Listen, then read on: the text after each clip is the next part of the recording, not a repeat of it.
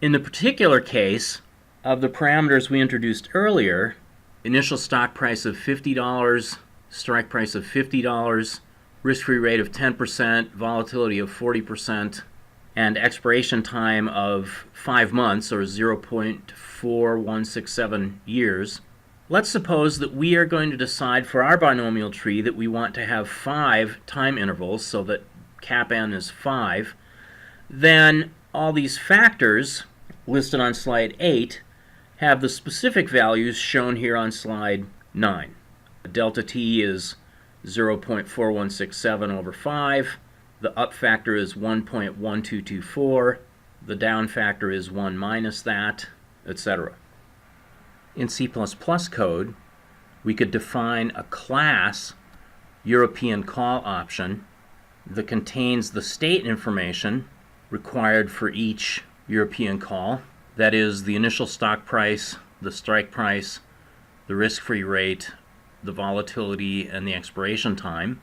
And then we can provide various pricing functions using various models to compute a price for the current European call option object.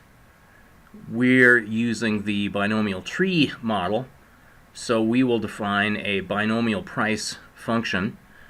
Notice that the binomial price member function takes the number of intervals, that is cap n, in our various equations as its argument, and the binomial price member function will construct a binomial tree of that many intervals, where each interval is capital T over num intervals, and then construct the tree and use that for pricing.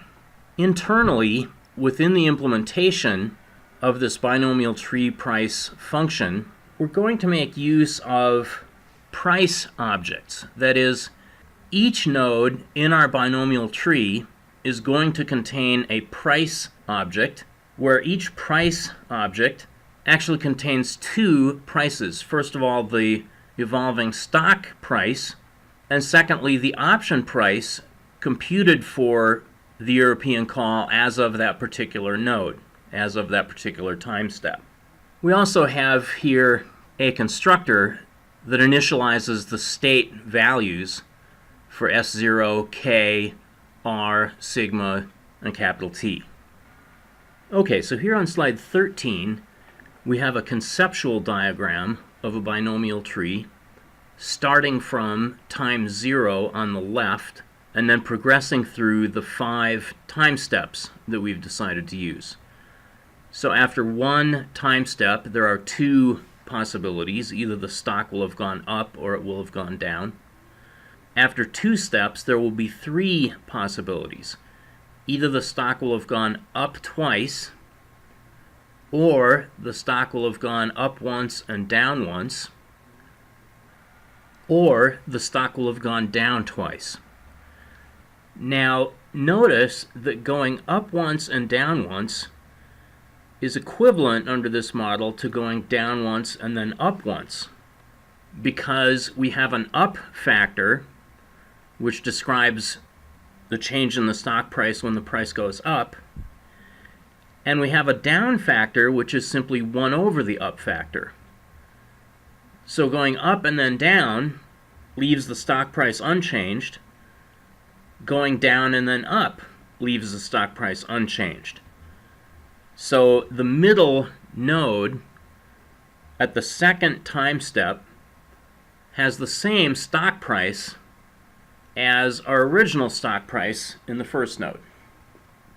All right, then after 3 time steps, we may have gone up 3 times, or we may have gone up twice and down once, or up once and down twice, or down 3 times, and so on. And so that's the evolution of our binomial tree of price objects, where each node in this tree has both a stock price in it and an option price in it. Looking here at the diagram on slide 13, you might first think, oh my goodness, we're back to linked data structures. I'm going to have to pull out all my pointer knowledge and do a whole bunch of dynamic allocation and so on.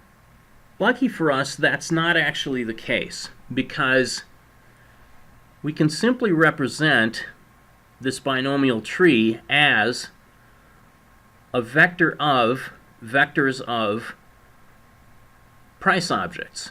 That is, each node in the tree is a price object.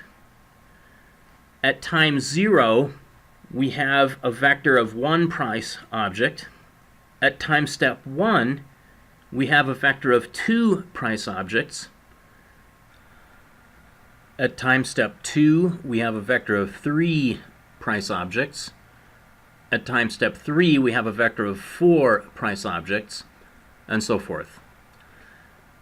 So, if we imagine taking this tree that we have here on slide 13 and rotate it 90 degrees clockwise so that the leftmost node becomes the top, and so on, then we end up with this diagram here on slide 14, where instead of independent nodes hooked together with arrows, we simply have a vector of price object nodes at each time step.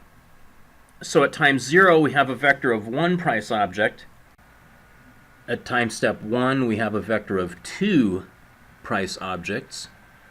At time step 2, we have a vector of three price objects, and so forth.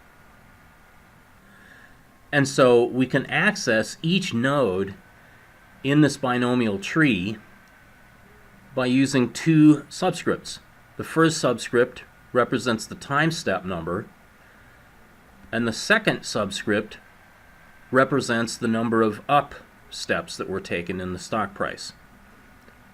So for example, this node here, binomial tree sub 3 sub 2, is the node for three time steps having passed, where the stock price has gone up twice and down once.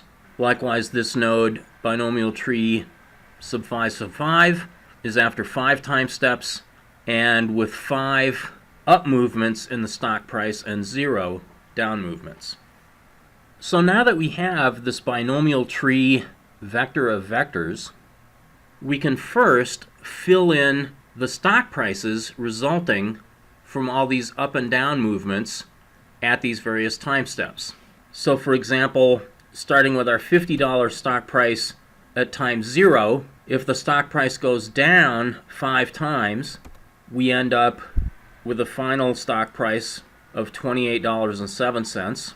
On the other hand, if the stock price goes up twice and down 3 times, we end up at $44.55. Or if the stock price goes up 4 times and down once, we end up with a stock price of 70.70. Once we've filled in the stock prices after 5 time steps, we can simply use our payoff function, shown here on slide 16, to compute what the payoffs would be at the final time capital T. For any stock prices below 50, the payoff is $0. For any stock prices above 50, the payoff is simply whatever the final stock price is minus the strike of 50. Okay, so we see a payoff of $6.12 if the final stock price is $56.12. That is, if there were 3 up movements and 2 down movements in the stock price. So, filling in the stock prices is the first major step. Filling in the terminal option values is the second major step.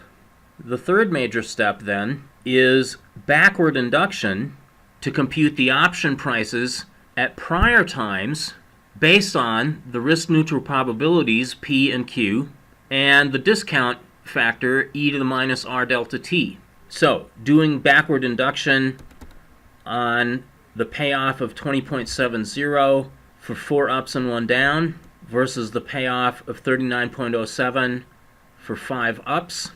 Applying these risk-neutral probabilities, we see that the call price at time step 4, assuming the time step for stock price is 79.35,